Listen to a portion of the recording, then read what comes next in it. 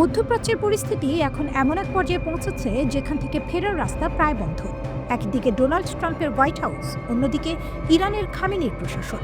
সিএনএনের বিশেষজ্ঞ ব্রেট ম্যাকগার্গের সাম্প্রতিক বিশ্লেষণ বলছে, আমরা হয়তো গত কয়েক দশকের মধ্যে সবচেয়ে বড় সামরিক সংঘাতের দোরগোড়ায় দাঁড়িয়ে আছি। কিভাবে ইরান এবং আমেরিকা এই যুদ্ধের প্রান্তে এসে পৌঁছালো এবং কেন এবারের লড়াইটা ইরানের জন্য তাদের অস্তিত্ব রক্ষার এক মহাকাব্যিক সংগ্রাম হয়ে দাঁড়িয়েছে। তিনটি ইস্যু যখন এক বিন্দুতে। আগে ইরানের মিসাইল প্রোগ্রাম, পারমাণবিক কর্মসূচি এবং অভ্যন্তরীণ বিদ্রোহ, এই তিনটি বিষয় আলাদা আলাদাভাবে দেখা হতো। কিন্তু এখন ট্রাম্প প্রশাসনের কাছে এই তিনটি এক হয়ে গেছে। ইরানের মিসাইল ভান্ডার। 2024 সালের 1 অক্টোবর ইরান ইসরায়েলের দিকে প্রায় 200টি মিসাইল ছুড়েছিল। মাত্র 13 মিনিটের সে হামলা প্রমাণ করে দিয়েছিল যে ইরান সরাসরি রাষ্ট্র বনাম রাষ্ট্র লড়াইয়ে কতটা শক্তিশালী। অভ্যন্তরীণ শক্তি। ইরান সরকার তাদের অভ্যন্তরীণ বিদ্রোহ দমনে যে কঠোরতা দেখিয়েছে তা ট্রাম্পকে ক্ষুব্ধ করেছে। ট্রাম্প বিক্ষোভকারীদের সাহায্য করার প্রতিশ্রুতি দিয়েছিলেন, যা শেষ পর্যন্ত সামরিক উত্তেজনা বাড়িয়ে দিয়েছে। পারমাণবিক জেদ। ইরান পরিষ্কার জানিয়ে দিয়েছে তারা তাদের পারমাণবিক অধিকার ছাড়বে না। বিশেষ করে নাতানজের কাছে পিক এক্স পাহাড়ের নিচে তৈরি গোপন স্থাপনাটি এখন আমেরিকার মূল লক্ষ্য। ইরান কেন এখানে নায়ক? আপনি যদি ভূ রাজনীতির প্রেক্ষাপট থেকে দেখেন, তবে ইরান এখানে এক লড়াকু যোদ্ধার ভূমিকায়। বছরের পর বছর পশ্চিমা নিষেধাজ্ঞা, ঘেরাও এবং চাপের মুখে থেকেও ইরান মাথা নত করেনি। স্বনির্ভরতা। ইরান তাদের মিসাইল এবং ড্রোন প্রযুক্তি সম্পূর্ণ দেশীয় পদ্ধতিতে তৈরি করেছে। আজ রাশিয়াও ইউক্রেন যুদ্ধে ইরানের ড্রোন ব্যবহার করছে। এটা ইরানের প্রযুক্তিগত শ্রেষ্ঠত্বের এক বড় প্রমাণ। আঞ্চলিক রক্ষক। ইরান নিজেদের শুধু একটা দেশ নয়, বরং পুরো অঞ্চলের পশ্চিমা বিরোধী শক্তির কেন্দ্রবিন্দু হিসেবে প্রতিষ্ঠিত করেছে। ইরাক, সিরিয়া, লেবানন থেকে শুরু করে ইয়েমেন পর্যন্ত ইরানের প্রভাব আজ অনস্বীকার্য। ট্রাম্পের রিস্কি চাল বনাম ইরানের প্রস্তুতি। ব্রেট ম্যাকগার্গ বলছেন, ট্রাম্প এবার শুধু এক রাতের হামলার কথা ভাবছেন না। তিনি চাইছেন ইরানের সম্পূর্ণ সামরিক ও অর্থনৈতিক কাঠামো ভেঙে দিতে, কিন্তু ইরানও হাত গুটিয়ে বসেনি। পেন্টাগনের ভয় হলো, যদি তারা ইরানের ওপর হামলা চালায় তবে ইরান তাদের প্রক্সি নেটওয়ার্ক এবং 3000-এর বেশি মিসাইল দিয়ে মধ্যপ্রাচ্যে থাকা প্রতিটি মার্কিন বেস ধ্বংস করে দেবে।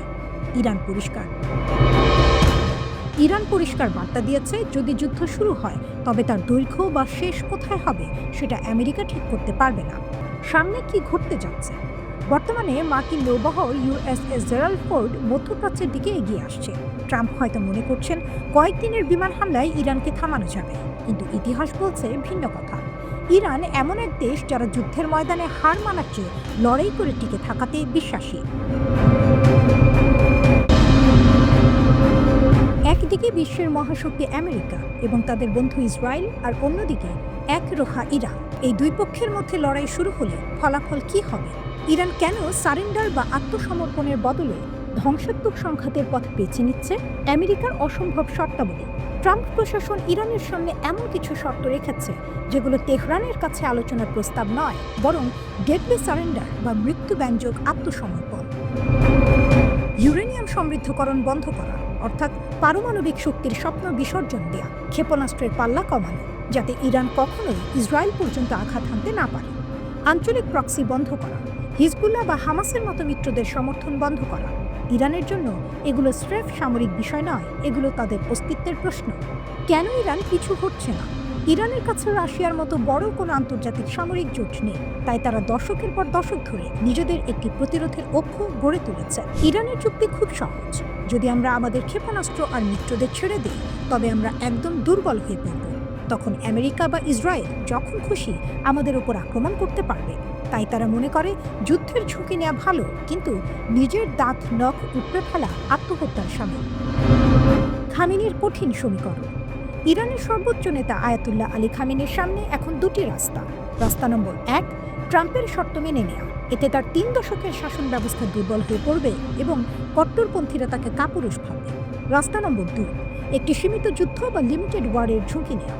খামেনি হয়তো ভাবছেন সরাসরি যুদ্ধ হলে দেশে জাতীয়তাবাদের জোয়ার আসবে এবং বিক্ষোভকারীরা দমে যাবে, কিন্তু এখানে একটি বড় রিস্ক ফ্যাক্টর আছে।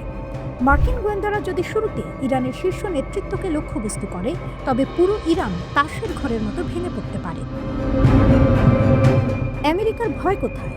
আমেরিকাও জানে যে যুদ্ধ শুরু করা সহজ, কিন্তু শেষ করা কঠিন। ইরানের বর্তমান শাসন ব্যবস্থা যদি হঠাৎ ভেঙে পড়ে, তবে সেখানে লিবিয়া বা সিরিয়ার মতো পাওয়ার ভ্যাকুয়াম বা ক্ষমতার শূন্যতা তৈরি হবে। এতে উগ্রপন্থী গোষ্ঠীগুলো আরও শক্তিশালী হয়ে উঠতে পারে, যা পুরো বিশ্ববাজার এবং তেলের দামকে আকাশ ছোঁয়া করে দেবে। পরিস্থিতি এখন ডু অর ডাই। ইরান প্রকাশ্যে দেখাচ্ছে তারা যুদ্ধের জন্য প্রস্তুত, যাতে আমেরিকা ভয় পেয়ে পিছিয়ে যায়। কিন্তু পর্দার আড়ালে তারা হয়তো এমন একটি পথ খুঁজছে যেখানে তাদের সম্মানও বাঁচবে, আবার যুদ্ধও এড়ানো যাবে।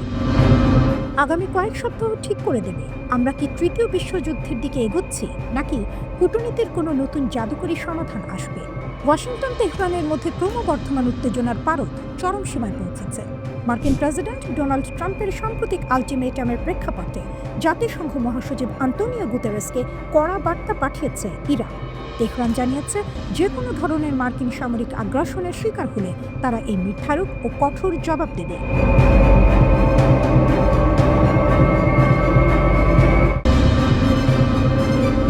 ইরান ও যুক্তরাষ্ট্রের মধ্যে ক্রমশ বাড়তে থাকা সংঘাতের ছায়া পড়েছে ইসরায়েলের উপরও। এই পরিস্থিতিতে ইসরায়েল নতুন করে একটি বড় সিদ্ধান্তের দিকে এগোচ্ছে। যুক্তরাষ্ট্রের সঙ্গে দীর্ঘমেয়াদে একটি নিরাপত্তা চুক্তি। ইসরায়েলে এখন কার্যত ওয়ার মোড চালু। খবরে বলা হচ্ছে, যুদ্ধ শুরু হলে কিভাবে বিদেশি পর্যটকদের দ্রুত দেশ সারানো যাবে সে পরিকল্পনাও করা হচ্ছে। বিমানবন্দর ও বিমান চলাচলকে সবচেয়ে ঝুঁকিপূর্ণ জায়গা হিসেবে দেখা হচ্ছে। 25 জানুয়ারি থেকে ইসরায়েলি এয়ারলাইন্সগুলো যাত্রীদের জন্য সহজে ফ্লাইট বাতিলের সুযোগ দিয়েছে। সরকারিভাবে জরুরি অবস্থা ঘোষণা না করলেও এটি স্পষ্ট ইঙ্গিত ভেতরে ভেতরে প্রস্তুতি চলছে। ইসরায়েলি সংবাদ মাধ্যম জানিয়েছে, সেনাবাহিনী সারপ্রাইজ ওয়ার অর্থাৎ হঠাৎ যুদ্ধ শুরু হওয়ার আশঙ্কাকে খুব গুরুত্ব দিয়ে দেখছে। কম সময়ের নোটিসে বড় সংঘাত শুরু হতে পারে, এই ভাবনা থেকেই সামরিক ও বেসামরিক সংস্থাগুলো একসঙ্গে কাজ করছে। ইসরায়েলের আকাশ প্রতিরক্ষা ব্যবস্থাকে সর্বোচ্চ সতর্কতায় রাখা হয়েছে, কারণ আশঙ্কা করা হচ্ছে ইরান বা তার মিত্ররা ড্রোন, ব্যালিস্টিক মিসাইল কিংবা একসঙ্গে বহু হামলা চালাতে পারে। এই অবস্থার মধ্যেই যুক্তরাষ্ট্র সামরিক শক্তি বাড়াচ্ছে। ইউএসএস আব্রাহাম লিঙ্কন বিমানবাহী রণতরী ইতোমধ্যে মধ্যপ্রাচ্যে পৌঁছেছে। এর আগে 12টি F-15E যুদ্ধ বিমান ও আকাশে জ্বালানি সরবরাহকারী বিমান জর্ডানে মোতায়েন করা হয়েছে। ডোনাল্ড ট্রাম্প নিজেই বলেছেন, ইরানের পাশে একটি বিশাল আর্মাডা পাঠানো হয়েছে। তবে প্রশ্ন হলো, ট্রাম্প কি সত্যিই যুদ্ধে যাবেন? এই প্রশ্নের উত্তর এখনো পরিষ্কার নয়। ট্রাম্প বলেছেন, পরিস্থিতি বদলাচ্ছে, তিনি সব বিকল্প খোলা রাখছেন। অন্যদিকে ইরান হুঁশিয়ারি দিয়েছে, ইউএসএস আব্রাহাম লিঙ্কন ডুবিয়ে দেওয়ার ক্ষমতা তাদের আছে। ইরানের পররাষ্ট্র মন্ত্রণালয়ের মুখপাত্র বলেছেন, কোনো যুদ্ধ জাহাজ ইরানের মনোবল ভাঙতে পারবে না। এই হুমকির জবাবে ইরান পারস্য উপসাগর ও হরমুজ প্রণালীতে আক্রমণাত্মক সাবমেরিন মোতায়েন করেছে। এটি একটি সংকীর্ণ এলাকা, যেখানে সামান্য ভুল হিসাব বড় যুদ্ধে রূপ নিতে পারে। সব মিলিয়ে চিত্রটা খুব স্পষ্ট। ইসরায়েল ভয় পাচ্ছে, যুক্তরাষ্ট্র চাপ বাড়াচ্ছে, ইরান পাল্টা প্রস্তুতি নিচ্ছে। খবরে বলা হচ্ছে, ইসরায়েল যুক্তরাষ্ট্রের সঙ্গে একটি 10 বছরের নতুন নিরাপত্তা চুক্তি করতে চায়। উদ্দেশ্য একটাই, ভবিষ্যৎকে যতটা সম্ভব নিশ্চিত করা। কারণ ইরান যদি যুক্তরাষ্ট্রের সঙ্গে যুদ্ধে জড়ায়, তাহলে তার প্রভাব সরাসরি ইসরায়েলের ওপর পড়বে। ইসরায়েল চাইছে এমন সংকটময় মুহূর্তে যেন যুক্তরাষ্ট্রের সামরিক সহায়তা নিয়ে কোনো অনিশ্চয়তা না থাকে। এই তথ্য প্রথম প্রকাশ্যে আনেন ইসরায়েলের শীর্ষ অর্থনৈতিক উপদেষ্টা, যিনি তার দায়িত্ব ছাড়ার ঠিক আগে ফিনান্সিয়াল টাইমসকে বিষয়টি জানান। তার বক্তব্য অনুযায়ী, ইসরায়েল এখন শুধু মার্কিন অর্থনৈতিক সহায়তার উপর নির্ভর করতে চায় না, বরং তারা যৌথ সামরিক প্রকল্প, প্রতিরক্ষা প্রযুক্তি এবং অস্ত্র উন্নয়নে একসঙ্গে কাজ করতে চায়। সহজ করে বললে, ইসরায়েল টাকা চাই বলার জায়গা থেকে সরে এসে বলছে, চলো একসঙ্গে অস্ত্র বানাই, প্রযুক্তি বানাই। এটাকে বলা যায় সহযোগিতা বনাম সাহায্য, এক ধরনের কৌশলগত পরিবর্তন। কারণ বাস্তবতা হলো, বর্তমানে যুক্তরাষ্ট্র প্রতি বছর ইসরায়েলকে প্রায় $3.3 বিলিয়ন সামরিক সহায়তা দেয়। কিন্তু আমেরিকার অভ্যন্তরীণ রাজনীতি, বাজেট সংকট আর অগ্রাধিকারের পরিবর্তনের কারণে ভবিষ্যতে এই সহায়তা কমে যেতে পারে, এমন আশঙ্কা ইসরায়েলের আছে। যুক্তরাষ্ট্র ইরান ভাষা যত তীব্র হচ্ছে, ইসরায়েল তত বেশি সতর্ক হয়ে উঠছে।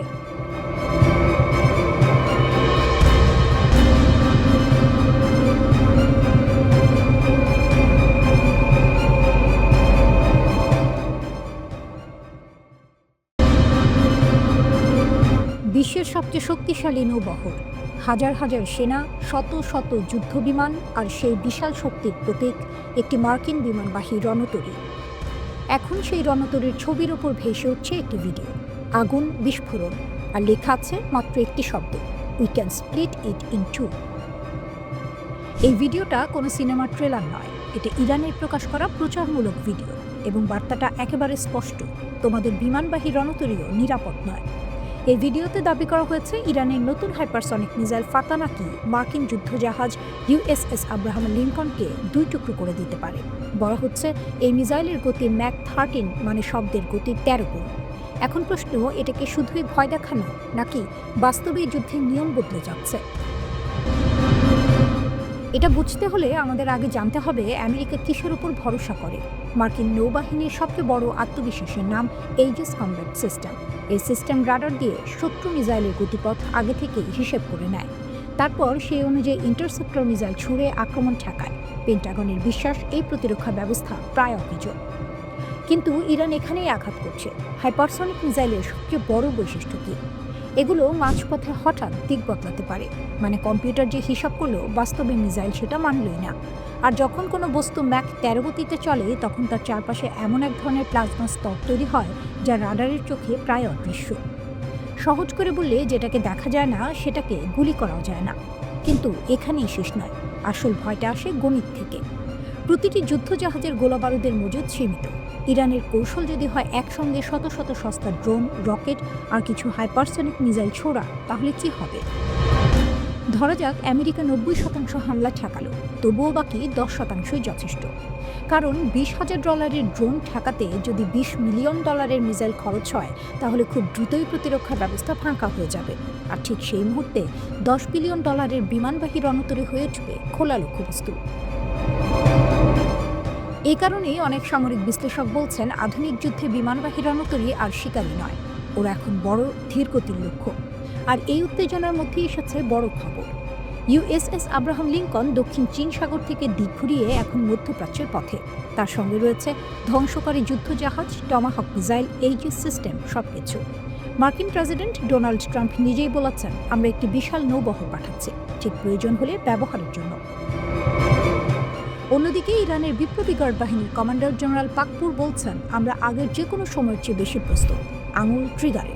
আর সবচেয়ে চমক দেওয়ার মতো খবর, ইরানের সর্বোচ্চ নেতা আয়াতুল্লাহ খামেনি নাকি ইতিমধ্যে ভূগর্ভস্থ বাংকারে চলে গেছেন। যুদ্ধকালীন ব্যবস্থাপনার অংশ হিসেবে তার দপ্তরের দায়িত্ব দেওয়া হয়েছে তার ছেলেকে। একদিকে মার্কিন যুদ্ধজাহাজ এগোচ্ছে, অন্যদিকে ইরান হাইপারসনিক মিসাইল দেখিয়ে বলছে, আমরা প্রস্তুত।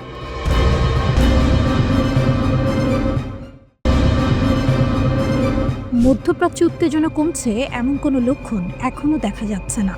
বাইরে থেকে যতই বলা হোক, পরিস্থিতি নিয়ন্ত্রণে ভেতরে ভেতরে চলছে বড় ধরনের সামরিক প্রস্তুতি।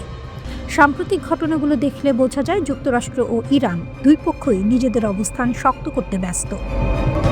মার্কিন প্রেসিডেন্ট ডোনাল্ড ট্রাম্প আপাতত বলেছেন, তিনি ইরানে সরাসরি হামলা চালাতে চান না, কিন্তু বাস্তবে দেখা যাচ্ছে সামরিক তৎপরতা একটুও কমেনি। বরং যুক্তরাষ্ট্র মধ্যপ্রাচ্যে আরও যুদ্ধবিমান, যুদ্ধজাহাজ এবং ক্ষেপণাস্ত্র প্রতিরক্ষা ব্যবস্থা পাঠাচ্ছে। মার্কিন বিমান বাহিনী নিশ্চিত করেছে তাদের অত্যাধুনিক F-15E স্ট্রাইক ঈগল যুদ্ধবিমান ইতোমধ্যে মধ্যপ্রাচ্যের একটি ঘাঁটিতে পৌঁছেছে। প্রকাশিত ছবিতে দেখা যায় 494তম এক্সপেডিশনারি ফাইটার স্কোয়াড্রনের একটি যুদ্ধবিমান রানওয়েতে অবতরণ করছে। যদিও যুক্তরাষ্ট্র আনুষ্ঠানিকভাবে ঘাঁটির নাম জানায়নি, তবে সামরিক বিশ্লেষকরা একটি গুরুত্বপূর্ণ বিষয় লক্ষ্য করেছেন। সামরিক পরিবহন বিমান C-17 গ্লোবমাস্টার 3 এর উড়াল পথ বিশ্লেষণ করে ধারণা করা হচ্ছে, এই যুদ্ধ বিমানগুলো সম্ভবত জর্ডনের মুওয়াফাক সালতি বিমান ঘাঁটিতে মোতায়েন করা হয়েছে। এই ঘাঁটি ইরানের খুব কাছাকাছি হওয়ায় এটি কৌশলগতভাবে অত্যন্ত গুরুত্বপূর্ণ। এদিকে শুধু আকাশপথেই নয়, সমুদ্রপথেও যুক্তরাষ্ট্র শক্তি প্রদর্শন করছে। মার্কিন নৌবাহিনীর শক্তিশালী বিমানবাহী রণতরী ইউএসএস আব্রাহাম লিঙ্কন ইতিমধ্যে পশ্চিম প্রশান্ত মহাসাগর ছেড়ে মালাক্কা প্রণালী অতিক্রম করেছে এবং মধ্যপ্রাচ্যের দিকে এগোচ্ছে। এটি যুক্তরাষ্ট্রের নিমিটাস শ্রেণীর একটি বিশাল বিমানবাহী রণতরী, যেখানে একসঙ্গে ডজনের বেশি যুদ্ধবিমান পরিচালনা করা যায়। বিশ্লেষকদের মতে এই রণতরী পাঠানোর উদ্দেশ্য শুধু সামরিক নয়, বরং এটি ইরানের জন্য একটি স্পষ্ট রাজনৈতিক ও কৌশলগত বার্তা, আমরা প্রস্তুত আছি। শুধু একটি রণতরী নয়, মার্কিন নৌবাহিনীর তথ্য অনুযায়ী ইউএসএস রুজভেল্ট, ইউএসএস মিচার এবং ইউএসএস ম্যাকফল এই 3টি ডেস্ট্রয়ার ইতিমধ্যে মধ্যপ্রাচ্যে মোতায়েন রয়েছে।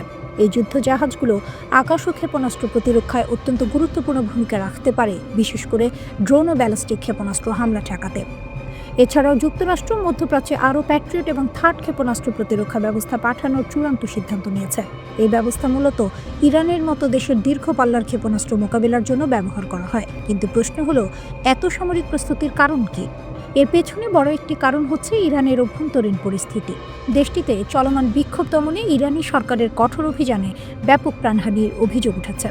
যুক্তরাষ্ট্রভিত্তিক মানবাধিকার সংস্থা human rights activist news agency জানিয়েছে, বিক্ষোভের 25তম দিনে নিশ্চিতভাবে নিহতের সংখ্যা প্রায় 4,900 জন ছাড়িয়ে গেছে।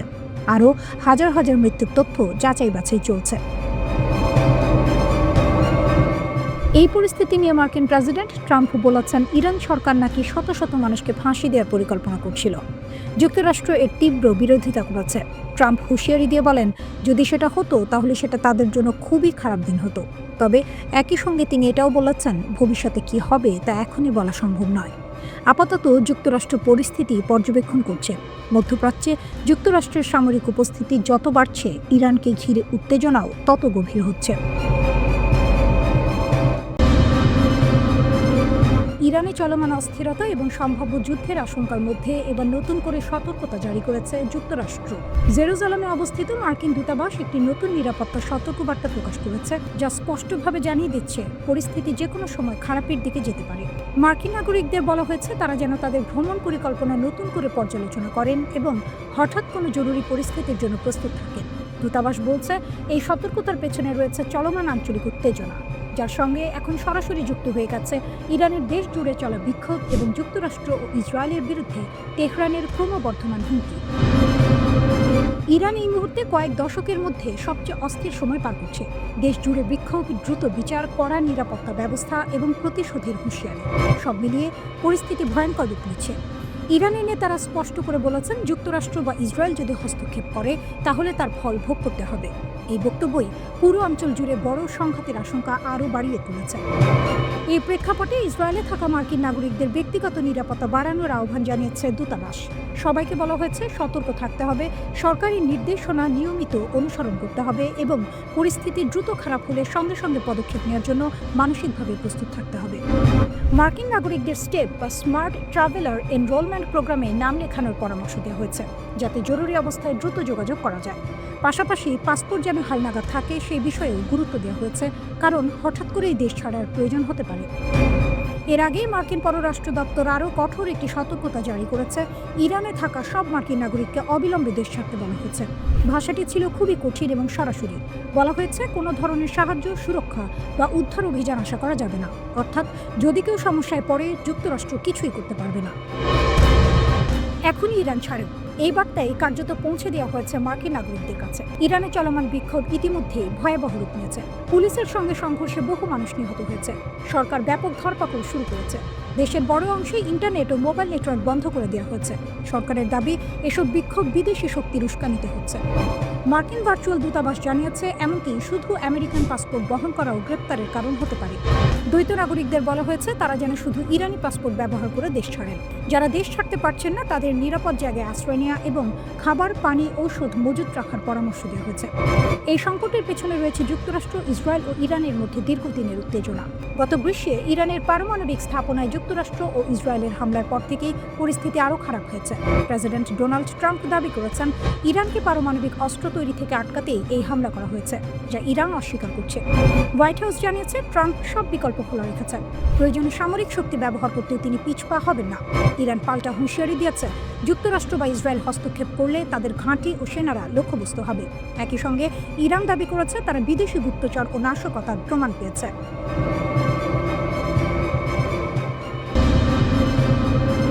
ইরান প্রকাশ্যে বলে দিচ্ছে, আমাদের দিকে তাকানোর চোখটাই উপড়ে ফেলব। কোনো সিনেমার সংলাপ না, এটা এসেছে ইরানের ইসলামিক রেভলিউশনারি গার্ড কর্পস IRGCর শীর্ষ কমান্ডারের মুখ থেকে।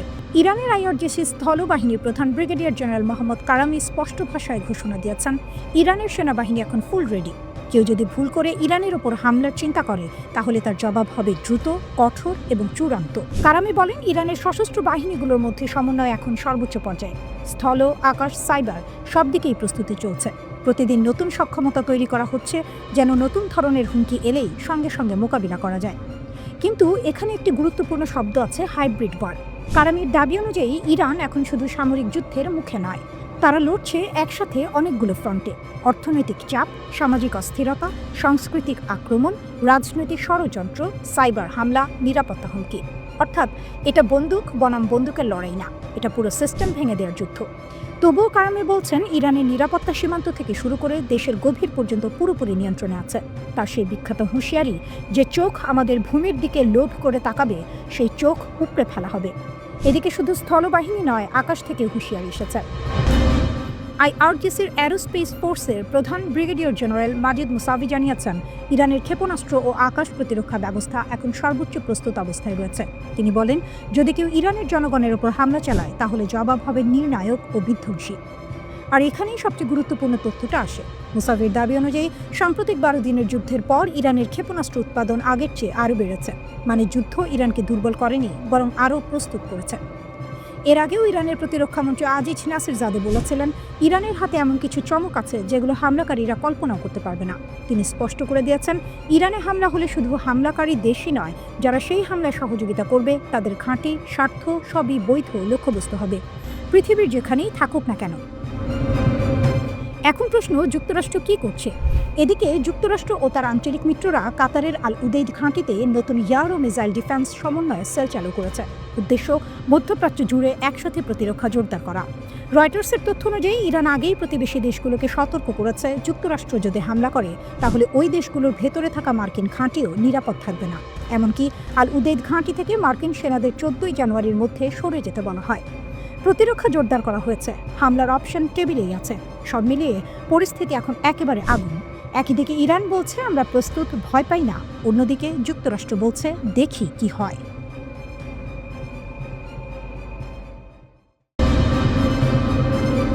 টিভিতে কিল ট্রাম্প হুমকি, ইরান যুক্তরাষ্ট্র সংঘাতকে আরও ভয়ঙ্কর দিকে যাচ্ছে। আন্তর্জাতিক রাজনীতিতে এমন একটি ঘটনা ঘটেছে যা গোটা বিশ্বকে নতুন করে ভাবতে বাধ্য করছে। ইরানের রাষ্ট্রীয় টেলিভিশনে সরাসরি এমন একটি ছবি ও বার্তা প্রচার করা হয়েছে যাকে অনেকেই যুক্তরাষ্ট্রের প্রেসিডেন্ট ডোনাল্ড ট্রাম্পের প্রতি খোলামেলা হুমকি হিসেবে দেখছেন। এই ঘটনার পরই ইরান যুক্তরাষ্ট্রকে দিয়েছে তাদের দ্বিতীয় সরাসরি সতর্কবার্তা, ট্রাম্পের হাত কেটে দেব, আইআরজিসির হুমকি। ইরানের ইসলামিক রিভলিউশনারি গার্ড কর্পস বা আইআরজিসির একজন শীর্ষ কমান্ডার মোহসেন রাজৌরি প্রকাশ্যে বলেন, ট্রাম্প বলেছেন তার হাত ট্রিগারে, আমরা তার হাত আর আঙুল কেটে দেব। যদি আমরা এগোই তাহলে আর কোনো যুদ্ধবিরতির কথা হবে না।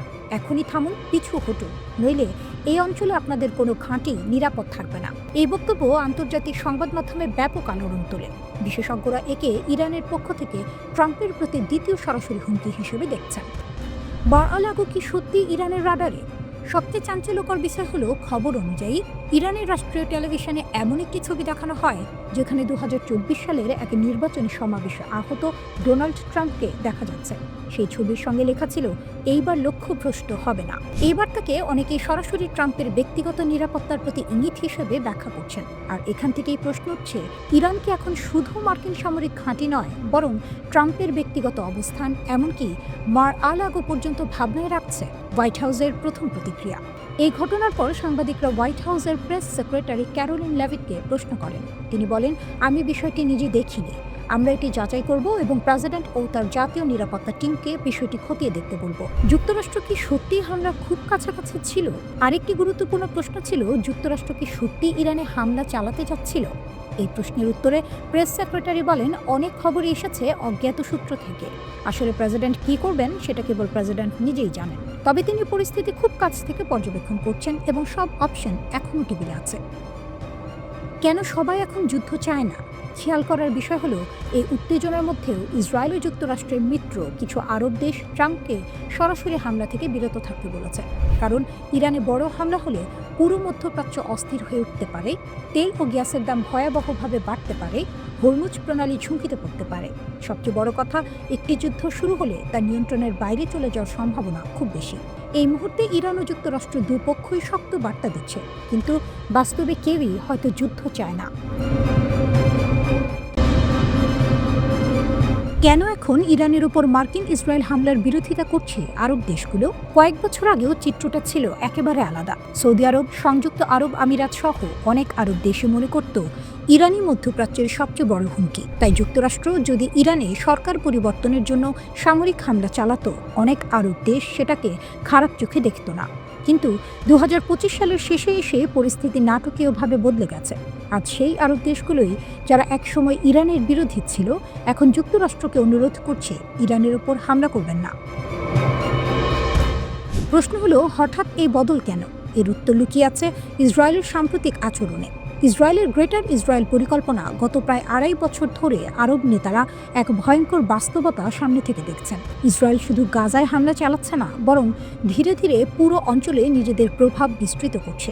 ইসরায়েলের কিছু কট্টর নেতা প্রকাশ্যেই বলেছেন তাদের লক্ষ্য একটি গ্রেটার ইসরায়েল, যার সীমানাকে ইরাকের ইউফ্রেটিস নদী থেকে মিশরের নীল নদ পর্যন্ত। এই চিন্তাধারার বাস্তব প্রতিফলন আমরা দেখেছি গাজায় ভয়াবহ গণহত্যা, পশ্চিম তীরে অবৈধ বসতি বাড়ানো, সিরিয়া ও লেবাননের ভূখণ্ডে সরাসরি হামলা।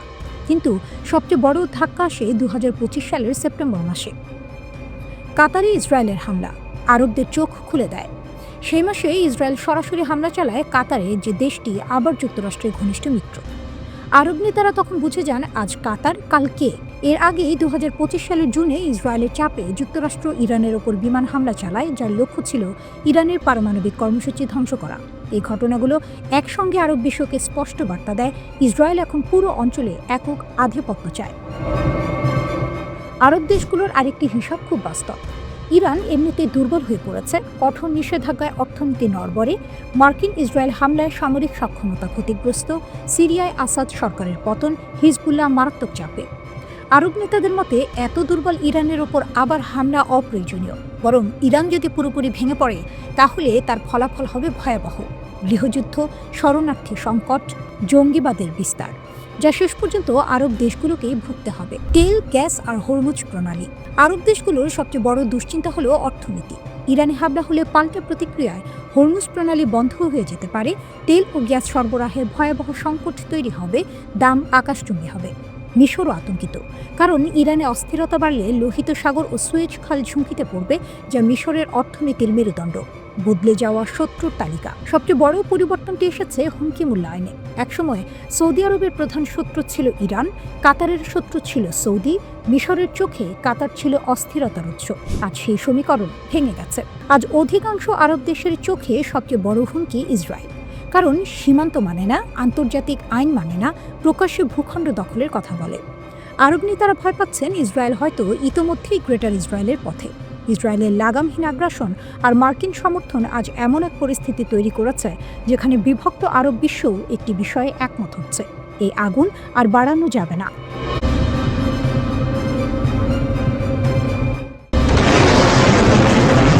যুক্তরাষ্ট্রের সঙ্গে সম্পর্ক খারাপ হওয়ার পর ইরান সরাসরি হুমকি দিয়েছে প্রয়োজনে তারা মধ্যপ্রাচ্যের বিভিন্ন মার্কিন সামরিক ঘাঁটিতে হামলা চালাতে পারে। এই ঘোষণার পর উপসাগরীয় দেশগুলোতে আতঙ্ক ছড়িয়ে পড়ে, কারণ এসব দেশে বহু মার্কিন ঘাঁটি রয়েছে। কিন্তু বিশ্লেষকদের মতে একটি মার্কিন ঘাঁটি আছে যেটিকে ইরান সম্ভবত কখনোই আঘাত করবে না। সেই ঘাঁটিটি হলো তুরস্কের ইনসারলিক এয়ারবেস। প্রশ্ন হলো, ইরান যখন কাতার, বাহরাইন, ইরাক বা কুয়েতের মার্কিন ঘাঁটিগুলোকে হুমকি দিচ্ছে, তখন তুরস্কের ইনসারলিক ঘাঁটিকে কেন রেড লাইন ধরা হচ্ছে? এর পেছনে কয়েকটি বড় কারণ আছে। প্রথমত, ইনসারলিক একটি সাধারণ মার্কিন ঘাঁটি নয়, এটি যুক্তরাষ্ট্র ও ন্যাটোর একটি যৌথ সামরিক ঘাঁটি। এখানে শুধু মার্কিন সেনা নয়, তুরস্কের বিমান বাহিনীর সদস্যরাও দায়িত্ব পালন করে, অর্থাৎ এটি সরাসরি ন্যাটোর কাঠামোর আওতায় পড়ে।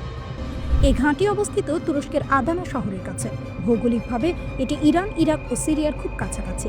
ফলে মধ্যপ্রাচ্যের যে কোনো সংকটে যুক্তরাষ্ট্র ও ন্যাটো এখান থেকে খুব দ্রুত প্রতিক্রিয়া জানাতে পারে। ইনসারলিকে নিয়মিতভাবে যুদ্ধ বিমান, জ্বালানি বহনকারী ট্যাঙ্কার বিমান, পরিবহন বিমান ও নজরদারি বিমান মোতায়েন থাকে।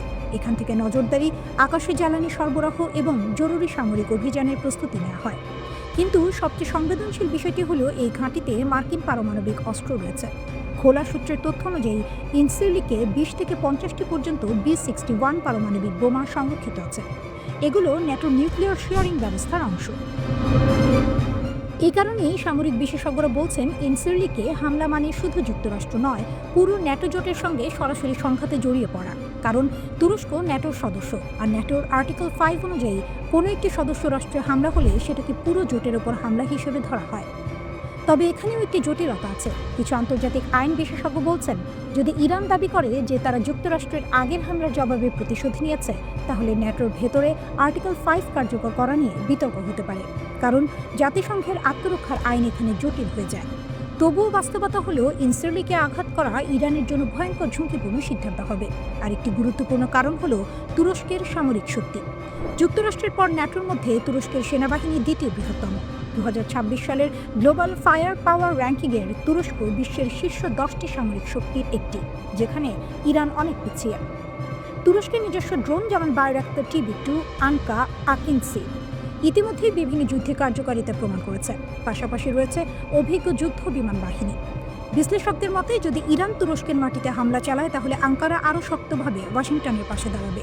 এতে ইরান কূটনৈতিকভাবে আরও একঘরে হয়ে পড়বে। অন্যদিকে যুক্তরাষ্ট্রের মধ্যপ্রাচ্যে প্রায় 40 থেকে 50 হাজার সেনা রয়েছে।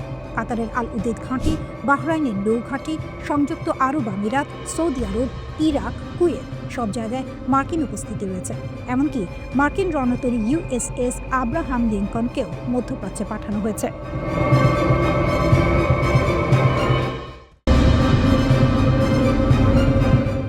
ইরান সংকটে ট্রাম্প বুঝলেন আমেরিকার সামরিক শক্তিরও সীমা আছে। মধ্যপ্রাচ্য ও ওয়াশিংটনের অনেকেই ধরে নিয়েছেন মার্কিন প্রেসিডেন্ট ডোনাল্ড ট্রাম্প এবার ইরানের উপর সরাসরি সামরিক হামলা চালাতে যাচ্ছেন। কারণ তিনি ভেনেজুয়েলায় এক দুঃসাহসিক অভিযানে নিকোলাস মাদুরোকে আটক করার নির্দেশ দিয়েছিলেন।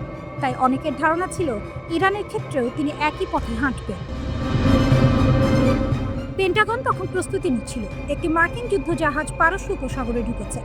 মিত্র দেশগুলোকে সতর্ক করা হয়েছে। কাতারের আল উদেদ ঘাঁটির সেনাদেরও সম্ভাব্য ইরানি পাল্টা হামলার আশঙ্কায় সরিয়ে নেওয়ার কথা ভাবা হচ্ছিল। ট্রাম্প নিজেও সামাজিক মাধ্যমে ইরানের বিক্ষোভকারীদের উদ্দেশ্যে লিখেছিলেন সহায়তা আসছে, কিন্তু শেষ পর্যন্ত সেই হামলা আর হলো না। কেন? এর উত্তরটা খুব গুরুত্বপূর্ণ। একটা বড় মোড় আসে। মার্কিন দূত স্টিভ উইটকফ ট্রাম্পকে জানান ইরান সরকার বিক্ষোভের ঘটনায় আটক প্রায় 800 জনের ফাঁসি কার্যকর করা থেকে সরে এসেছে। পরে মার্কিন গোয়েন্দা সংস্থাও নিশ্চিত করে ফাঁসি হয়নি। এরপর ট্রাম্প বলেন, আমরা দেখব পরিস্থিতি কোথায় যায়। এই সিদ্ধান্তের পেছনে কয়েকটি বড় বাস্তবতা কাজ করেছে। ইরান কোনো ছোট টার্গেট না। এটি সিরিয়া বা ইয়েমেন নয়। ইরানে হামলা মানে শুধু একটি দেশ নয়, পুরো মধ্যপ্রাচ্য অস্থির হয়ে পড়া। সেখানে রয়েছে প্রায় 30,000 মার্কিন সেনা। হামলা হলে ইরান পাল্টা আঘাত করবে, এটা প্রায় নিশ্চিত। মার্কিন সামরিক প্রস্তুতির সীমাবদ্ধতা। তখন যুক্তরাষ্ট্রের একটি বড় অংশের নৌ ও বিমান শক্তি ক্যারিবিয়ানে ও অন্য অঞ্চলে মোতায়েন ছিল। মধ্যপ্রাচ্যে পর্যাপ্ত শক্তি না থাকলে ইরানের পাল্টা হামলা ঠেকানো কঠিন হতো। ইসরায়েল নিজেও প্রস্তুত ছিল না। জুনে ইরানের সঙ্গে 12 দিনের সংঘর্ষে ইসরায়েল বিপুল পরিমাণ ক্ষেপণাস্ত্র প্রতিরোধ ব্যবস্থা ব্যবহার করেছে। তাদের মজুদ কমে এসেছে।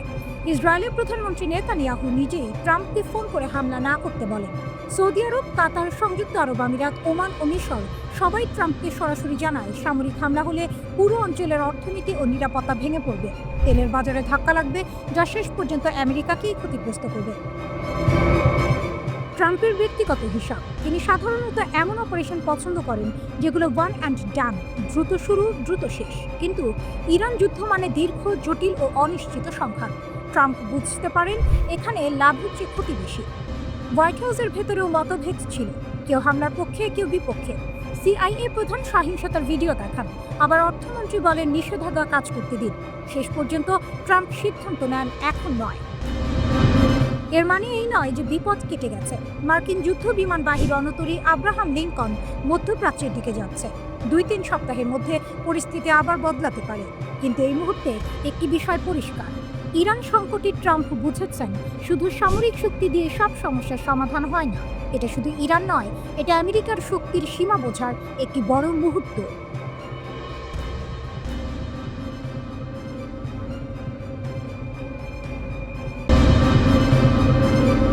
যুক্তরাষ্ট্র কি ইরানের সর্বোচ্চ নেতাকে হত্যার পরিকল্পনা করছে? জল্পনার মাঝে ইরানের কড়া বার্তা। সাম্প্রতিক সময়ে যুক্তরাষ্ট্র ও ইরানের সম্পর্ক আবারও ভয়ঙ্কর মোড়ে পৌঁছেছে। আন্তর্জাতিক গণমাধ্যমে গুঞ্জন ছড়িয়েছে যুক্তরাষ্ট্র নাকি ইরানের সর্বোচ্চ নেতা আয়াতুল্লাহ আলী খামেনিকে লক্ষ্য করে বড় ধরনের হামলার কথা ভাবছে। যদিও এ বিষয়ে এখনও কোনো আনুষ্ঠানিক ঘোষণা নেই, তবে ওয়াশিংটনের বক্তব্য আর তেহরানের প্রতিক্রিয়া পরিস্থিতিকে আরও উত্তপ্ত করে তুলেছে। এই জল্পনার মাঝে ইরানের প্রেসিডেন্ট মাসুদ পেজিশকিয়ান 18 জানুয়ারি একটি কড়া সতর্কবার্তা দেন। তিনি স্পষ্ট ভাষায় বলেন, যদি ইরানের সর্বোচ্চ নেতার উপর কোনো ধরনের হামলা হয় তাহলে সেটিকে শুধু একজন ব্যক্তির উপর হামলা হিসেবে দেখা হবে না, বরং তা পুরো ইরানি জাতির বিরুদ্ধে যুদ্ধ হিসেবে বিবেচিত হবে, আর তার জবাব হবে পূর্ণমাত্রার যুদ্ধ।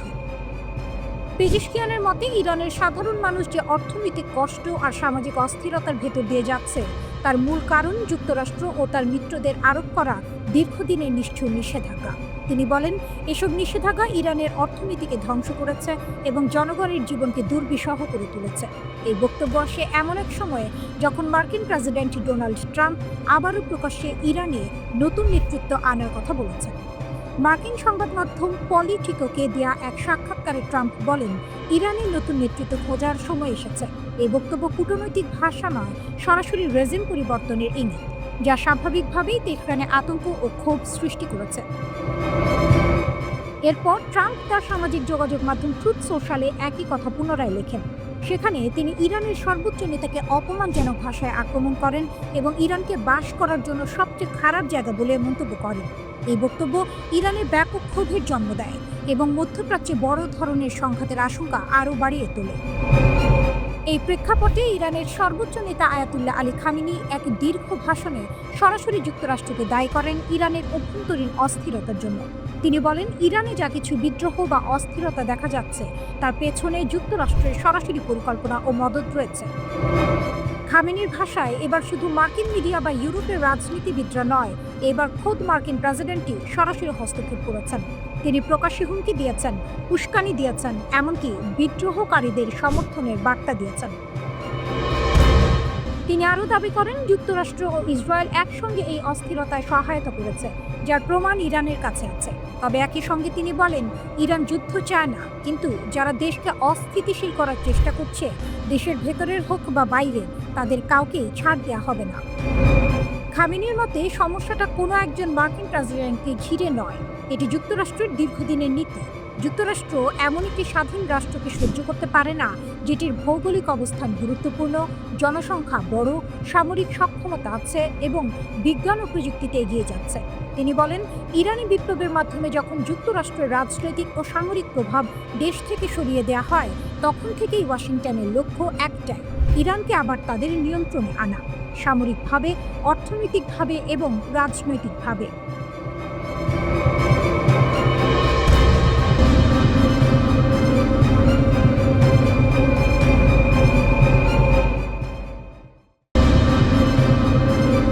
ইরান কি সত্যিই ট্রাম্পকে হত্যা করার হুমকি দিচ্ছে? আর সেই ভয়ে কি ইরানকে মুছে ফেলার কথা বললেন ট্রাম্প? মার্কিন রাজনীতি ও মধ্যপ্রাচ্যের রাজনীতিতে একসঙ্গে আলোড়ন তুলেছে ডোনাল্ড ট্রাম্পের একটি মন্তব্য। একটি টেলিভিশন সাক্ষাৎকারে মার্কিন প্রেসিডেন্ট ট্রাম্প বলেন, যদি ইরান কখনো তাকে হত্যার চেষ্টা করে তাহলে যুক্তরাষ্ট্র ইরানকে পৃথিবীর মানচিত্র থেকেই মুছে ফেলবে। এই মন্তব্য শুনে অনেকেই প্রশ্ন তুলছেন, এটা কি শুধুই কড়া ভাষা? সত্যি ট্রাম্প ভেতরে ভেতরে ভয় পাচ্ছেন?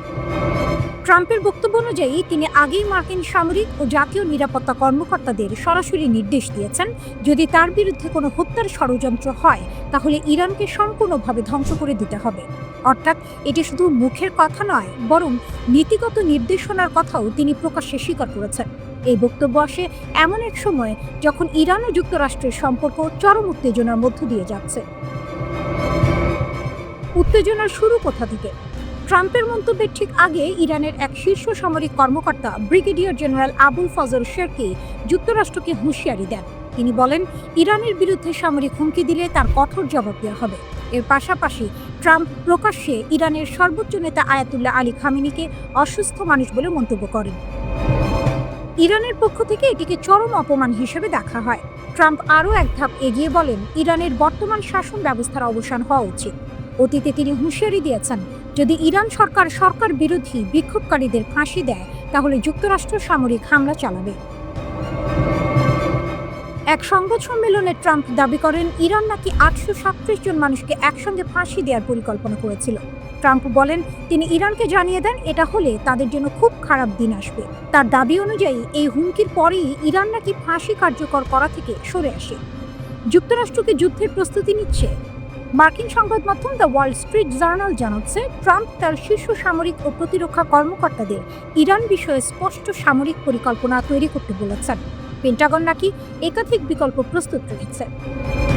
ইরানের সরকারকে অস্থিতিশীল করার পরিকল্পনা, আইআরজিসি বা ইসলামিক রিভলিউশনারি গার্ডের ঘাঁটিতে লক্ষ্যভিত্তিক বিমান হামলা, প্রয়োজনে শাসন পরিবর্তনের কৌশল। এই পরিস্থিতির মধ্যেই যুক্তরাষ্ট্র একটি বিমানবাহী রণতরী বহর ও যুদ্ধ বিমান মধ্যপ্রাচ্যে পাঠিয়েছে। ইরানের 10,000 কিলোমিটার ক্ষেপণাস্ত্র বাস্তব নাকি ভয় দেখানো? একই সময়ে ইরান দাবি করেছে তারা 10,000 কিলোমিটার পাল্লার একটি আন্তঃমহাদেশীয় ব্যালিস্টিক ক্ষেপণাস্ত্রের পরীক্ষা সফলভাবে চালিয়েছে। এই দাবি সত্য হলে তাত্ত্বিকভাবে যুক্তরাষ্ট্রের বড় অংশ ইরানের ক্ষেপণাস্ত্রের আওতায় চলে আসে। যদিও এই তথ্য এখনও পুরোপুরি যাচাই হয়নি, তবে এটি নিঃসন্দেহে চাপ বাড়িয়েছে। তাহলে ট্রাম্প কি ভয় পাচ্ছেন? সবকিছু মিলিয়ে একটি বিষয় পরিষ্কার, ট্রাম্প শুধু হুমকি দিচ্ছেন, তিনি নিজের নিরাপত্তা নিয়েও অস্বস্তিতে আছেন। প্রকাশ্যে হত্যার আশঙ্কার কথা বলা, আগাম সামরিক নির্দেশ দেয়া এসব সাধারণত আত্মবিশ্বাসী নেতাদের আচরণ নয়। অন্যদিকে ইরানও চাপের মুখে রয়েছে অভ্যন্তরীণ বিক্ষোভ, অর্থনৈতিক সংকট, আন্তর্জাতিক নিষেধাজ্ঞা।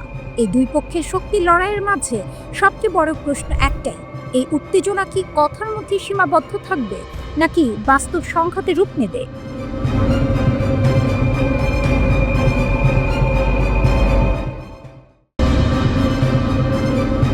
ট্রাম্প কি ইরান নিয়ে আবার বড় কিছু ইঙ্গিত দিলেন?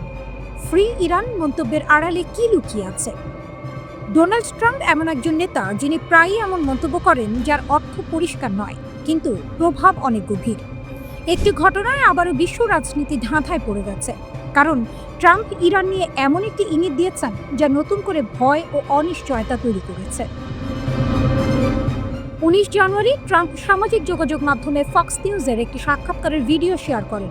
সেখানে বিশ্লেষক মার্ক থিয়ারসন বলেন ট্রাম্প হয়তো ভবিষ্যতে ফ্রি ইরান, ফ্রি হাভানা ও ফ্রি কারাকাস সফর করতে পারেন। কথাটির অর্থ পরিষ্কার, এই দেশগুলোতে সরকার পরিবর্তন হলে ট্রাম্প সেটিকে নিজের বড় রাজনৈতিক অর্জন হিসেবে দেখাতে চান। এই ভিডিওটি ট্রাম্প নিজে শেয়ার করায় প্রশ্ন উঠছে, তিনি কি সত্যিই ইরানের সরকার পরিবর্তনের কথা ভাবছেন?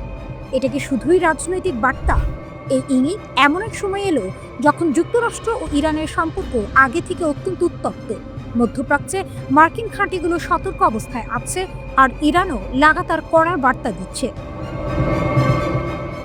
ইরানের এক শীর্ষ সামরিক কর্মকর্তা brigadier general Abul Fazal Cherki যুক্তরাষ্ট্রকে সরাসরি হুঁশিয়ারি দেন। তিনি বলেন ট্রাম্প যদি উত্তেজনা আরও বাড়ান তাহলে যুক্তরাষ্ট্রকে ভয়াবহ পরিণতির মুখে পড়তে হবে। ইরানের অভিযোগ, ট্রাম্প তাদের সর্বোচ্চ নেতা আয়াতুল্লাহ আলী খামেনিকে অসুস্থ মানুষ বলে অপমান করেছেন। পলিটিকোকে দেয়া এক সাক্ষাৎকারে ট্রাম্প বলেন ইরানের নতুন নেতৃত্ব দরকার এবং চলমান বিক্ষোভ তার কথারই প্রমাণ। ইরানের দৃষ্টিতে এসব বক্তব্য শুধুই মতামত নয়, এগুলো সরাসরি হুমকি। ব্রিগেডিয়ার জেনারেল শেরকি আরও এক ধাপ এগিয়ে বলেন ইরান ট্রাম্পের কথাবার্তাকে হালকাভাবে নেয় না, তবে তিনি হুঁশিয়ারি দেন যদি কেউ ইরানের সর্বোচ্চ নেতার দিকে হাত বাড়ায় তাহলে শুধু সেই হাত কাটা হবে না, বরং পুরো দুনিয়া আগুনে জ্বলবে। তিনি বলেন এটি কোনো স্লোগান নয়, এটি বাস্তব প্রতিশ্রুতি। ইরানের উপর আক্রমণ হলে শত্রুদের জন্য কোনো জায়গা নিরাপদ থাকবে না। এর আগের দিন অর্থাৎ 18 জানুয়ারি ইরানের প্রেসিডেন্ট মাসুদ পেজেশকিয়ান বলেন খামেনির ওপর হামলা মানে ইরানের বিরুদ্ধে সর্বাত্মক যুদ্ধ ঘোষণা। খামেনির সরাসরি অভিযোগ, 17 জানুয়ারি আয়াতুল্লাহ খামেনি নিজেও ট্রাম্পের বিরুদ্ধে কড়া ভাষায় কথা বলেন। তিনি ট্রাম্পকে অপরাধী বলে আখ্যা দেন এবং বলেন যুক্তরাষ্ট্র সরাসরি ইরানের ভেতরের অস্থিরতায় হস্তক্ষেপ করছে। খামেনির দাবি ট্রাম্প প্রকাশ্যে হুমকি দিয়েছেন, বিক্ষোভকারীদের উৎসাহ দিয়েছেন এবং এমনকি সামরিক সহায়তার কথাও বলেছেন। তার মতে যুক্তরাষ্ট্র ইচ্ছাকৃতভাবে তরুণদের ব্যবহার করে ইরানে বিশৃঙ্খলা তৈরি করছে। 10,000 কিলোমিটার ক্ষেপণাস্ত্র বাস্তব হুমকি। এই উত্তেজনার মধ্যেই ইরান দাবি করেছে তারা 10,000 কিলোমিটার পাল্লার একটি আন্তঃমহাদেশীয় ব্যালিস্টিক ক্ষেপণাস্ত্র সফলভাবে পরীক্ষা করেছে। যদি এই দাবি সত্য হয় তাহলে যুক্তরাষ্ট্রের রাজধানী ওয়াশিংটন পর্যন্ত ইরানের ক্ষেপণাস্ত্র পৌঁছাতে পারে। অর্থাৎ ইরানের সামরিক সক্ষমতা তখন শুধু মধ্যপ্রাচ্যেই সীমাবদ্ধ থাকবে না, তবে এখনও এই দাবির স্বাধীন কোনো প্রমাণ নেই। বিশ্লেষকরা বলছেন ইরানের বক্তব্য যাচাই করা হয়নি। তাহলে আসল বার্তাটা কি?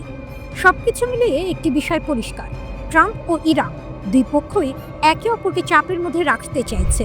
ট্রাম্পের রহস্যময় বার্তা যেমন ভয় তৈরি করছে, তেমনি ইরানের হুমকিও বাস্তব উদ্বেগ বাড়াচ্ছে।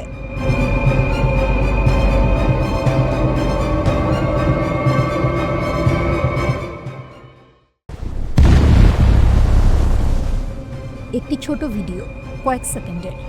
একটি জাহাজ আগুনে জ্বলছে, আর ক্যাপশনে মাত্র একটি শব্দ, সুন, অর্থাৎ শিগগিরই। এই ভিডিওটা প্রকাশ করেছে ইয়েমেনের হুথি বিদ্রোহীরা। এখন প্রশ্ন হলো, একটা ভিডিওতেই এত আতঙ্ক কেন? কারণ হুথিরা সাধারণ কোনো গ্রুপ নয়।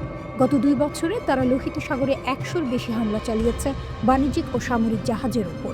তাদের দাবি ছিল গাজা যুদ্ধে ইসরায়েলের উপর চাপ তৈরি করাই ছিল লক্ষ্য। যুদ্ধবিরতির পর এই হামলা কিছুটা থেমেছে, কিন্তু হুথিরা কখনো বলেনি যে তারা পুরোপুরি থেমে গেছে। বরং তারা বারবার বলেছে যে কোনো সময় আবার শুরু হতে পারে। আর লোহিত সাগর কেন এত গুরুত্বপূর্ণ? কারণ বিশ্বের প্রায় 12% বৈশ্বিক বাণিজ্য এই পথ দিয়ে হয়। ইউরোপ, এশিয়া, আফ্রিকার মধ্যে জ্বালানি, খাদ্য, পণ্য সবকিছুই এই রুটের ওপর নির্ভরশীল। এখানে সমস্যা মানেই গোটা বিশ্বের প্রভাব। এখন আসি সবচেয়ে গুরুত্বপূর্ণ অংশে। এই ভিডিও প্রকাশের সময় এই খবর এসেছে একটি মার্কিন বিমানবাহী রণতরী মধ্যপ্রাচ্যের দিকে এগোচ্ছে। যুক্তরাষ্ট্র, ইরান এবং তার মিত্রদের নিয়ে ক্রমেই কঠোর অবস্থান নিচ্ছে। মার্কিন প্রেসিডেন্ট ডোনাল্ড ট্রাম্প প্রকাশ্যে হুমকি দিয়েছেন, ইরান বা তার মিত্ররা যদি আক্রমণ চালায় তাহলে তার জবাব দেওয়া হবে সামরিক শক্তিতে। অনেক বিশ্লেষক বলছেন এই রণতরীর অগ্রযাত্রা শুধুই প্রতিরক্ষা নয়, এটি একটি বার্তা।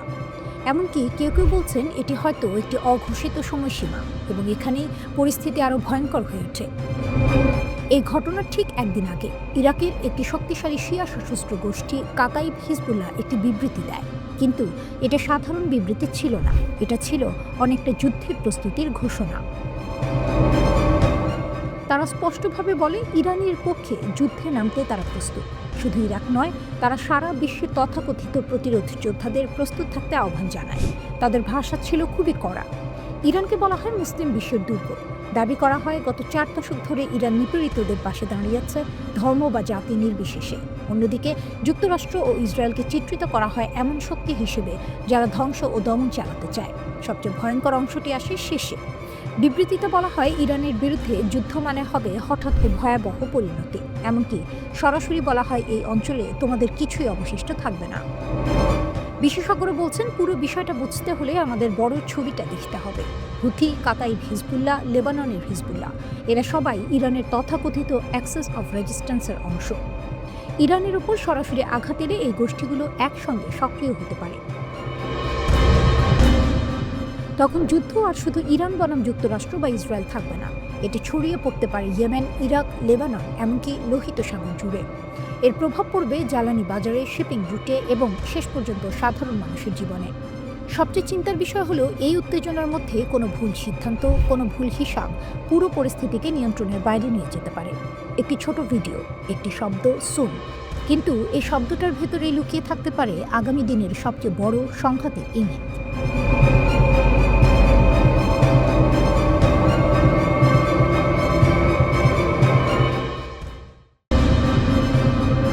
পারস্য উপসাগরে আবার উত্তেজনা। ইরান কেন একটি তেল ট্যাঙ্কার জব্দ করল? এটা কি শুধু চোরাচালান আটক, নাকি বড় কোনো ভূ রাজনৈতিক বার্তা? সম্প্রতি ইরান পারস্য উপসাগরে একটি বিদেশি তেল ট্যাঙ্কার জব্দ করেছে। এই ট্যাঙ্কারটি ছোট নৌকা থেকে চোরাই জ্বালানি নিয়ে তা বড় জাহাজে সরবরাহ করছিল, যেগুলো উপসাগরের বাইরে কাজ করছিল। এই সন্দেহজনক কার্যকলাপে নজরে আসে ইরানের বিপ্লবী গার্ড বাহিনী IRGC নৌ ইউনিটের। তারা প্রথমে জাহাজটি পর্যবেক্ষণ করে, তারপর ধাওয়া করে এবং শেষ পর্যন্ত সেটি নিজেদের নিয়ন্ত্রণে নেয়। এরপর ইরানের হরমুজগান প্রদেশের প্রধান বিচারপতি মোস্তফা গাহরামানি আনুষ্ঠানিকভাবে ঘোষণা দেন এই ট্যাঙ্কার এবং এর প্রায় 40 লাখ লিটার চোরাই জ্বালানি রাষ্ট্রের মালিকানায় নেওয়া হবে। এই জ্বালানি ও জাহাজের মূল মূল্য ধরা হয়েছে প্রায় $5 মিলিয়ন বেশি। এখন প্রশ্ন, ইরান কেন এত কঠোর পদক্ষেপ নিচ্ছে? এর উত্তর খুব বাস্তব। ইরানে জ্বালানির দাম অত্যন্ত কম, কারণ সরকার ব্যাপক ভর্তুকি দেয়। কিন্তু পাশের দেশগুলোতে জ্বালানির দাম অনেক বেশি। এই দামের পার্থক্য থেকেই জন্ম নিয়েছে বিশাল চোরাচালান নেটওয়ার্ক। এই নেটওয়ার্কগুলো দেশের ভেতর থেকে জ্বালানি নিয়ে গোপনে বিদেশে বিক্রি করে বিপুল মুনাফা করছে। ইরানের বিচার বিভাগ বলছে, এভাবে চোরাচালান হলে দেশের অর্থনীতি ক্ষতিগ্রস্ত হয়, বিশেষ করে এমন সময়ে যখন ইরান কঠিন অর্থনৈতিক চাপের মধ্যে রয়েছে। তাই বিচার বিভাগের প্রধানের নির্দেশে এখন এই চোরাচালান নেটওয়ার্কগুলোর বিরুদ্ধে কঠোর অভিযান চলছে। এই অভিযানে জব্দ হওয়া ট্যাঙ্কারে ছিল 16 জন বিদেশি ক্রু সদস্য। তাদের আটক করে আইনি প্রক্রিয়ার আওতায় নেওয়া হয়েছে। জাহাজটির পরিচয় এখনো প্রকাশ করা হয়নি, তবে অনলাইনে কিছু দাবি উঠেছে যে এটি নাকি এক মার্কিন ব্যবসায়ীর সঙ্গে যুক্ত। ইরান সরকার এই দাবি না নিশ্চিত করেছে না অস্বীকার করেছে। এখানে গুরুত্বপূর্ণ বিষয় হলো, ইরান স্পষ্ট করে বলছে তাদের উপকূলীয় জলসীমা ও দ্বীপগুলো চোরা কারবারিদের জন্য নিরাপদ থাকবে না। এর আগেও নভেম্বর মাসে আইআরজিসি একটি ওয়াতেনি পতাকাবাহী জাহাজ জব্দ করেছিল। গালফ অব ওমান ও হরমুজ প্রণালীতেও একাধিক জাহাজ আটক হয়েছে, কারণ হরমুজ প্রণালী শুধু ইরানের জন্য নয়, পুরো বিশ্বের জন্য একটি অত্যন্ত গুরুত্বপূর্ণ জ্বালানি রুট। এখন এই ঘটনাকে আরও বড় প্রেক্ষাপটে দেখতে হবে। কয়েকদিন আগেই যুক্তরাষ্ট্র ভেনেজুয়েলার উপকূলে একটি সুপার ট্যাঙ্কার জব্দ করেছে। বেলা 1 নামের সেই জাহাজ নাকি ইরান ও ভেনেজুয়েলার তেল পরিবহনের সঙ্গে যুক্ত ছিল। যদিও জাহাজটি তখন খালি ছিল, তবু যুক্তরাষ্ট্র বলছে এটি আগে নিষেধাজ্ঞা লঙ্ঘন করেছে। এই জাহাজ ধাওয়ার সময় একবার মার্কিন বাহিনী ব্যর্থ হয়। শেষ পর্যন্ত বহুদিন পর সেটিকে আটক করা হয়। ইরান, ভেনেজুয়েলা, রাশিয়া ও চীন সবাই এই ধরনের জব্দকে সমুদ্র দস্যুতা বলে আখ্যা দিয়েছে। ইরানের পার্লামেন্টে 150 জনের বেশি সাংসদ যুক্তরাষ্ট্রের বিরুদ্ধে অভিযোগ তুলেছেন। তাদের মতে এ ধরনের অভিযান আন্তর্জাতিক আইন লঙ্ঘন করছে। তাহলে আসল ছবি কি? একদিকে ইরান বলছে তারা নিজেদের সম্পদ রক্ষা করছে, অন্যদিকে যুক্তরাষ্ট্র বলছে তারা নিষেধাজ্ঞা কার্যকর করছে।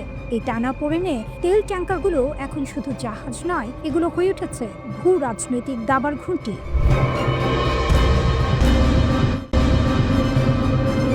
বিদ্রোহ মানে ক্ষমতার চোখে চোখ রেখে সত্য বলা। এই বিদ্রোহী বাস্তবতার মাঝেই আজ গাজাকে ঘিরে নতুন এক কূটনৈতিক নাটক শুরু হয়েছে। আর সেই নাটকের এক গুরুত্বপূর্ণ মঞ্চ তুরস্ক। গাজা যুদ্ধবিরতি, কাগজে শান্তি, বাস্তবে সংঘর্ষ। অক্টোবরের যুদ্ধবিরতির পর বলা হয়েছিল গাজায় গুলি থামবে, কিন্তু বাস্তব চিত্র বলছে ভিন্ন কথা। ফিলিস্তিনি কর্তৃপক্ষের অভিযোগ, এই যুদ্ধবিরতির পরও ইসরায়েল একাধিকবার হামলা চালিয়েছে। তাদের দাবি অনুযায়ী যুদ্ধবিরতি কার্যকর হওয়ার পর থেকে প্রায় 395 জন নিহত এবং 1000-এর বেশি মানুষ আহত হয়েছেন। এই পরিস্থিতিতে প্রশ্ন উঠছে, যুদ্ধবিরতি কি আদৌ টিকে আছে? তুরস্কের হঠাৎ বড় ভূমিকা। এই উত্তপ্ত অবস্থায় তুরস্ক হঠাৎ সামনে এসে দাঁড়িয়েছে, নীরবে নয় বরং প্রকাশ্য কূটনৈতিক উদ্যোগ নিয়ে। তুরস্কের গোয়েন্দা প্রধান ইব্রাহিম কালিন ইস্তাম্বুলে হামাসের শীর্ষ নেতাদের সঙ্গে বৈঠক করেছেন। হামাস প্রতিনিধি দলের নেতৃত্বে ছিলেন রাজনৈতিক ব্যুরোর জ্যেষ্ঠ সদস্য খলিল আল হায়া। অর্থাৎ এটি কোনো নিচু স্তরের যোগাযোগ নয়, এটি সরাসরি কেন্দ্রীয় নেতৃত্বের সঙ্গে আলোচনা। এই বৈঠকের উদ্দেশ্য কি? তুরস্ক ও হামাসের আলোচনার মূল বিষয় ছিল 3টি। 1. গাজায় যুদ্ধবিরতি বাস্তবে কিভাবে কার্যকর হচ্ছে। 2. কোন কোন জায়গায় যুদ্ধবিরতি ভাঙছে এবং সেই দায় কার। 3. যুদ্ধবিরতির দ্বিতীয় ধাপে কিভাবে যাওয়া যায়। হামাস তুরস্ককে জানিয়েছে তারা যুদ্ধবিরতির শর্ত মানছে। তাদের অভিযোগ, ইসরায়েলি ধারাবাহিকভাবে হামলা ও অভিযানের মাধ্যমে এই চুক্তি ভাঙছে। তুরস্ক কি গ্যারান্টর হতে চায়? এই আলোচনায় একটি গুরুত্বপূর্ণ বিষয় উঠে এসেছে। তুরস্ক কি গাজা যুদ্ধবিরতির গ্যারান্টর রাষ্ট্র হতে চায়?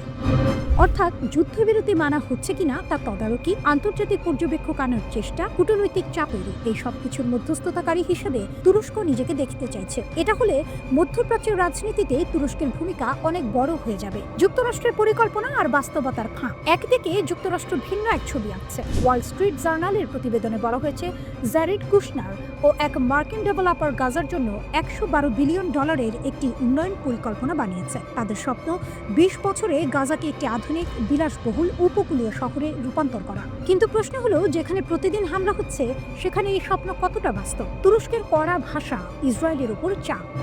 তুরস্কের পররাষ্ট্রমন্ত্রী যুক্তরাষ্ট্র, কাতার ও মিশরের সঙ্গে বৈঠকে ইসরায়েলের সামরিক অভিযানের তীব্র সমালোচনা করেছেন। তিনি স্পষ্ট করে বলেছেন, যুদ্ধবিরতি ভাঙতে থাকলে ট্রাম্প প্রশাসনের শান্তি পরিকল্পনাও ভেস্তে যাবে। তার সতর্কতা, এই সহিংসতা শুধু যুদ্ধবিরতি নয়, পুরো রাজনৈতিক সমাধানের পথ ধ্বংস করে দেবে। দ্বিতীয় ধাপের পথে কি বাধা? তুরস্ক ও হামাস আলোচনা করেছে আরও গভীর শান্তি কিভাবে আনা যায়, মানবিক সহায়তা কিভাবে বাড়ানো যায়, গাজায় দৈনন্দিন জীবন কিভাবে স্থিতিশীল করা যায়। তারা একমত হয়েছে, ফিলিস্তিনি অভ্যন্তরীণ ঐক্য ছাড়া কোনো দীর্ঘমেয়াদী সমাধান সম্ভব নয়। চূড়ান্ত লক্ষ্য একটাই, স্বাধীন ফিলিস্তিনি রাষ্ট্র। তুরস্কের এই উদ্যোগ ইসরায়েল, যুক্তরাষ্ট্র সবার জন্যই একটি বার্তা।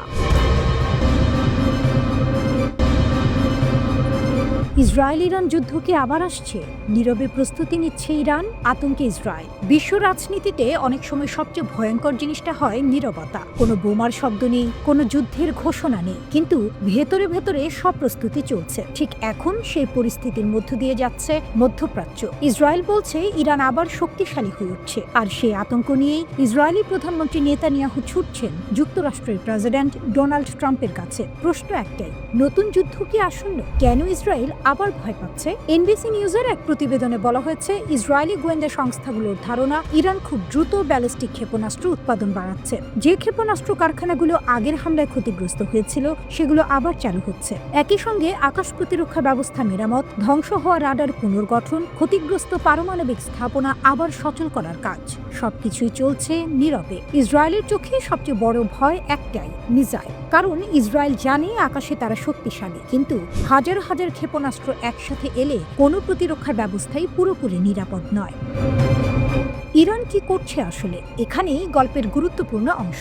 ইরান প্রকাশ্যে যুদ্ধের ডাক দিচ্ছে না, বরং তারা বলছে আমরা কূটনৈতিক আলোচনায় আগ্রহী। কিন্তু ইসরায়েলের সন্দেহ এই আলোচনা আসলে সময় কেনার কৌশল। ইসরায়েলি কর্মকর্তাদের দাবি এই সুযোগে ইরান নিজেদের প্রতিরক্ষা শক্ত করছে, ভবিষ্যতের হামলার জন্য ঢাল তৈরি করছে, যাতে আবার পারমাণবিক কর্মসূচি শুরু করলে কেউ সহজে আঘাত করতে না পারে। আর এখানেই ইরানকে আলাদা করে দেখতে হয়, কারণ নিষেধাজ্ঞা, হামলা, চাপ সবকিছুর পরেও ইরান টিকে থাকার কৌশল শিখে গেছে। চলতি বছরের জুনে যুক্তরাষ্ট্র ও ইসরায়েল যৌথভাবে ইরানে বড় হামলা চালায়। এই অভিযানের নাম অপারেশন মিডনাইট হ্যামার। 100টির বেশি যুদ্ধ বিমান, B-2 বোমারু, সাবমেরিন এবং শক্তিশালী বাংকার বাস্টার বোমা ব্যবহার করা হয়। ডোনাল্ড ট্রাম্প তখন বলেছিলেন ইরানের পারমাণবিক স্থাপনা পুরোপুরি ধ্বংস, কিন্তু পরে গোয়েন্দা রিপোর্টে উঠে আসে ক্ষতি হয়েছে ঠিকই, কিন্তু সব শেষ হয়ে যায়নি। আর সেটাই আজ ইসরায়েলের দুশ্চিন্তার মূল কারণ। 3000 মিসাইল সত্যি কি সম্ভব? ইসরায়েলি গোয়েন্দা সূত্র বলছে ইরান চাইলে ভবিষ্যতে মাসে 3000 ব্যালিস্টিক মিসাইল তৈরি করতে পারে। এই সংখ্যা যদি সত্যি হয়, তাহলে এটা শুধু ইসরায়েল নয়, পুরো মধ্যপ্রাচ্যের শক্তির ভারসাম্য বদলে দিতে পারে। এটাই ইরানের সবচেয়ে বড় শক্তি। তারা বুঝে গেছে সবচেয়ে দামি অস্ত্র নয়, সবচেয়ে বেশি অস্ত্রই ভয় তৈরি করে। ট্রাম্পের ভূমিকা কি? নেতানিয়াহু খুব শিগগিরই ট্রাম্পের সঙ্গে বৈঠকে বসবেন। সেখানে তিনি নতুন করে সামরিক অভিযানের প্রস্তাব দিতে পারেন। আগের মতোই কয়েকটি অপশন থাকবে। ইসরায়েল একা হামলা করবে, যুক্তরাষ্ট্র সহায়তা দেবে, অথবা যৌথ আক্রমণ। কিন্তু পরিস্থিতি এখন জটিল। গাজা ইস্যুতে চাপ, আন্তর্জাতিক সমালোচনা আর নতুন যুদ্ধ মানে আরও অস্থিরতা।